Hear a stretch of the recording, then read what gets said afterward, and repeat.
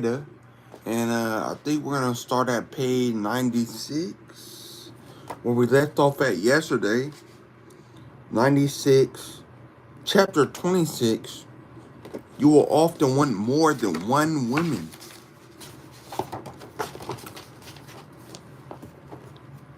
Any man with the masculine several,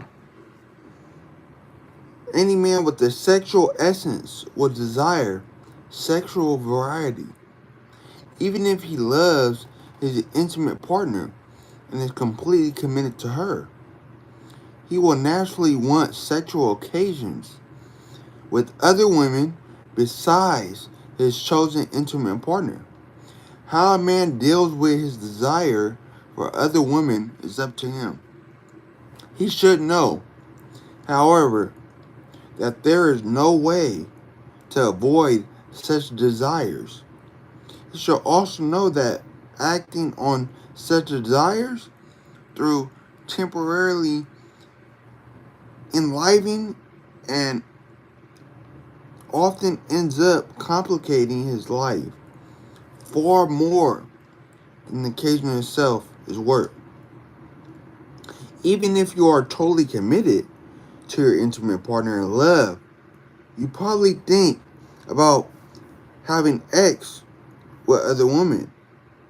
Even if you are totally fulfilled by the ex you share with your woman, you probably still desire sex with other women. Your desire for other women is not a reflection of any lack in your intimacy. It is a reflection of your nature as a masculine sexual being. But this desire is not an excuse any more than your enjoyment of TV as an excuse for becoming obsessed. Couch potato.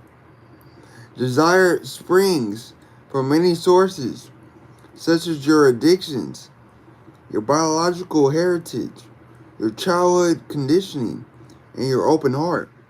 To live a life of impeccable integrity, you must discriminate the source of your desire so you know when to discipline your behavior for everyone's benefit, including yours.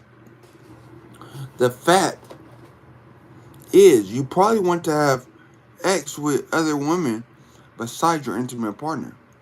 How you respond to this fact is a reflection of your purpose in life. It's your purpose is to enjoy physical pleasure no matter the consequences. Then you should screw as many women as you want. If your purpose is to be a nice boy and please mommy, then you should do what makes you warm and happy. If your purpose is to liberate yourself and others into love and freedom, then you should do whatever magnifies the love and freedom in your life and in the lives of those whom your actions affect. It's your call. Just remember that self-discipline is not self-suppression. Suppression is when you resist and fight against your desires, keeping them as buried and unexpressed as possible. Self-discipline is when your highest desires rule your lesser desires, not through resistance, but through loving action grounded in understanding and compassion. How many women you have sex with is your business. Before you consider more than one. However, it is best to prove your capacity with one.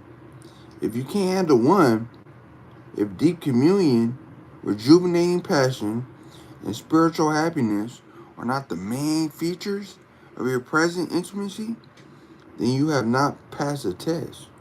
And it is best to discipline your desire for other partners since nobody is likely to be served. Chapter 27. Young women offer you a small, special energy.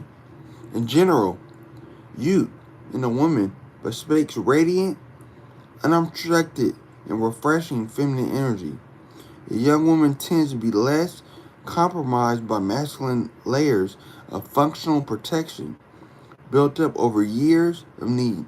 Traditionally, young women were understood to offer a man a particularly rejuvenative quality of energy. Older women may maintain or even increase the freshness and radiance of their energy, but it is rare. Imagine you are driving your 18-year-old babysitter. Hope one evening she is so fresh, so innocent, so alive. You could feel that she is totally open to you. You consider all the consequences. You look at her radiant skin, her clear eyes, her incredible smile. The way she moves, talks, and laughs makes you happy and fills you with energy. You arrive as at her home. She says goodnight, leaves the car, and enters your house. You sit in the car for a moment, breathing slowly and deeply, smiling. There's something unique about being with a young woman, and all men with masculine sexual essences feel it. You feel rejuvenated by her. Just sitting next to a young woman can make you happy and fill you with life force. You might have nothing in common, but that doesn't matter. It is her energy that delights and inspires you. Uncompromised, youthful, feminine energy turns you on and opens your heart. You actually feel happier around young women. You feel more energetic, alive, and loving. As women get older, they typically take on more and more masculine tasks and responsibilities in their culture. So their radiance begins to decrease. In other cultures, this is less true. Women maintain and even deepen their radiance. But even in the cultures with more wisdom, it is understood that young women provide a special energy that is fresh, uncompromised, and enlivening. Our culture reduces this youthful energy to a sexual thing, whereas it is actually a whole body transmission of energy affecting the heart as much as or more than the Gentiles. In other cultures, young women were honored for their gifts of spectral and spiritual rejuvenation, tending to holy sites and performing sacred acts, not just aghled for sexual totation. As a man, it is your responsibility to honor the heart rejuvenative gift of a young woman without violating this honor by imposing your sexual desire on her. If sexual desire arises, fine. Circulate it through your body. Learn to conduct the magnification of desire without needing to throw it off in a spasm of release. A major part of mastering sexuality is learning to sustain greater and greater degrees of pleasure and desire in the body without needing to rid yourself of the force because you can't handle it. When you find yourself really enlivened by a young woman, breathe in her fragrance. Breathe in her energy. Relax your body and allow your heart to open in her presence. Take in her beauty through every pore in your body. Allow love to radiate from your heart toward her. Maintain a respectful formality so that she is free and empowered to give her gift without being complicated by her personal agenda. Use the energy she has given you in your own service to others, passing the gifts of heightened aliveness and passionate heart into all of your relationships so that all beings may benefit by the delight you have received from this woman, who, for now, manifests the youthful gifts of an uncompromised radiance and life force.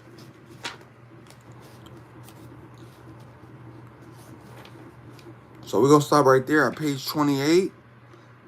Chapter 28, page 100. So we're going to be reading about each woman has a temperature that can heal or irritate you. Thank y'all for your time. Make sure y'all like, follow, share, subscribe, all that. Enjoy your Wednesday. The best is here.